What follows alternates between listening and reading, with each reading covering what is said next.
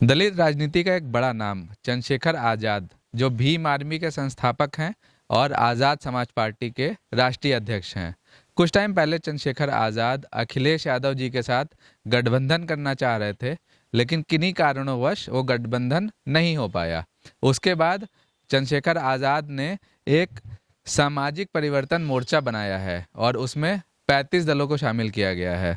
इसमें piece party समेत जो 35 दल हैं, इन लोगों ने एक फॉर्मूला निकाला है कि अगर इनकी सरकार बनती है तो एक सीएम समेत 2 डिप्टी सीएम रहेंगे, जिसमें एक डिप्टी सीएम मुस्लिम होगा। आपको बताते चलें, चंद्रशेखर आज़ाद ने गोरखपुर में जो उत्तर प्रदेश के वर्तमान मुख्यमंत्री हैं योगी आदित्यनाथ, उनके खिलाफ चुनाव लड़ने का ऐलान किया है।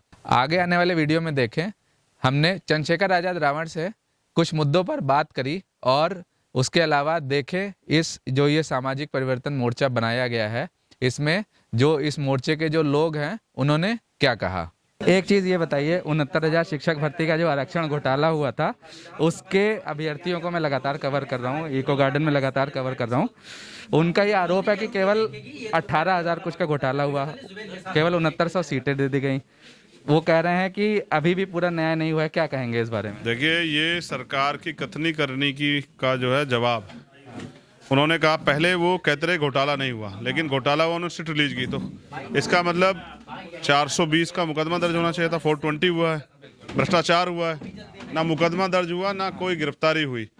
और उल्टा जो 18,000 सीटें थी, जो 18 से 20,000 के लगभग है, उनमें से भी 6800 सीटें देने का काम किया गया। इसलिए मैं समझता हूं कि सरकार अगर ये रहेगी तो दलित पिछड़े वर्ग के लोग गुलाम हो जाएंगे इस प्रदेश में, इसलिए सरकार को रोकना बहुत जरूरी।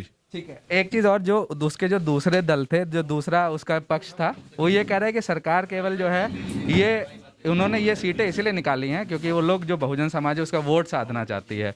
जब 22 जो टंकी पे चढ़े थे जो लोग, तो ये अन्न भी इसलिए दे रहे हैं, राशन जो दे रहे हैं ना, जो कि हम शासन करने की जो चाहत है बहुजन समाज के लोगों में, वो खत्म हो जाए और हम इनके अन्न और राशन के चक्कर में अपनी वोट इनको दे दें। ये हमारे वोट का सौदा करने के लिए हमारे लोगों को राशन दे रहे हैं, और ये वोट का सौदा करने के लिए, हमारी वोट लूटने के लिए इन्होंने ये भर्ती रिलीज की है। लेकिन असली न्याय तब होगा जब ये सत्ता से हटेंगे और इन पे कार्रवाई होगी और दोबारा ऐसा भविष्य में ना हो। अच्छा, जो बाकी बहुजन समाज की जो पार्टियां हैं, जो बहुजन राजनीति कर रही हैं, कल भी एक मोर्चा आया, ठीक है, चाहे बहुजन समाज पार्टी और भी जो पार्टियां हैं, उनके बारे में आप क्या कहेंगे? क्या फ़र्क है? जनता जो है आज़ाद समाज पार्टी का जो ये सामाजिक परिवर्तन मोर्चा है, इसको वोट क्यों दे और बाकी लोगों को क्यों ना वोट दे? देखो, हमारे पिताजी एक कहावत कहा करते थे कि आजमाए हुए को आज बार बार आजमाना नहीं चाहिए। उनमें से एक दल ऐसा हो जिसकी सत्ता यहाँ ना रही तो आप बता दो। अगर उनकी सत्ता में किसानों का हल निकला हो, मजदूरों को हल निकला हो, नौजवानों को हल निकला हो, महिलाएं सुरक्षित रही हो, महंगाई घटी हो, बेरोजगारी पे कोई काम हुआ हो, बुनियादी और जो हैं, जो आज भी इस 71 साल के लोकतंत्र में रोटी कपड़ा मकान जो सबको मिलना चाहिए, सबको छत मिलनी चाहिए, अगर वो नहीं हुआ है तो इसके लिए जितने दूसरे लोग जिम्मेदार है, इतने वो भी लोग जिम्मेदार है। इसलिए जनता को उनके आज के झूठे वादों भरोसा ना करके अच्छे लोगों को काम करने का मौका देना चाहिए। ठीक है, के साथ आप 2022 का चुनाव लड़ेंगे। देखिए, 35 दल हैं और वो सब लोग वो दल हैं जिनका गांव-गांव संगठन है, जिन्होंने काम किया, लेकिन स्थापित नेतृत्व ने उनको नकार दिया। उन सबको साथ लेके उत्तर प्रदेश में मोर्चा चुनाव लड़ेगा और ये सरकार बनाने का काम करेगा। अब जब रिजल्ट आएगा तो आप देखना कि इस मोर्चे का मुख्यमंत्री होगा 2022।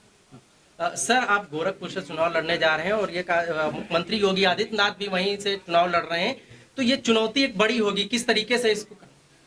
चुनौती तो मैं समझता हूं कि बड़ी नहीं है। चुनौती तो जनता के सामने है, क्योंकि जनता को चयन करना है कि उनको कैसा नेता चाहिए। वो नेता जिसके राज में 5 साल में उत्तर प्रदेश जो है बदहाल हुआ, या वो नेता जो 5 साल सड़क पर उनके लिए लड़ा।